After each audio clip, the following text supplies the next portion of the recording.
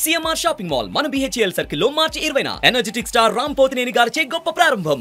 Andhra Pradesh assembly ఎన్నికలు దగ్గర పడుతున్న కొద్దీ రాజకీయాలు వేగంగా మారిపోతున్నాయి. అధికార వైసీపీ టికెట్ దక్కని సిట్టింగ్ ఎమ్మెల్యేలు ఎన్నికల్లో పోటీ చేయకుండా ఉండడం లేదు. ప్రజలు తమను మళ్లీ గెలిపిస్తారన్న నమ్మకంతో కండువా మార్చుకొని ఎన్నికల రణంలోకి దిగుతున్నారు. ఆ కోవలోనే నంద్యాల జిల్లా నందికొట్కూరు నియోజకవర్గ ఎమ్మెల్యే ఆర్థర్ మంగళవారం కాంగ్రెస్ పార్టీలో చేరారు. దీంతో నంద్యాల జిల్లాలో అధికార పార్టీ వైసీపీకి ఊహించని షాక్ తగిలినట్టయింది. ఆర్థర్ ఏపీ కాంగ్రెస్ పార్టీ అధ్యక్షురాలు వైఎస్ షర్మిల సమక్షంలో కండువా కప్పుకున్నారు.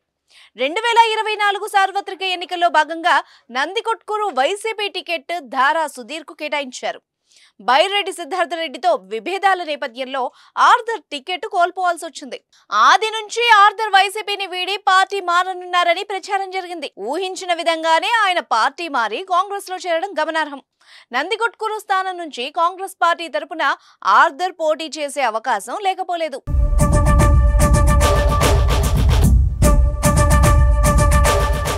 సుమన్ టీవీలో మీ పర్సనల్ అండ్ బిజినెస్ ప్రమోషన్స్ కోసం కింది నెంబర్కి కాంటాక్ట్ చేయండి.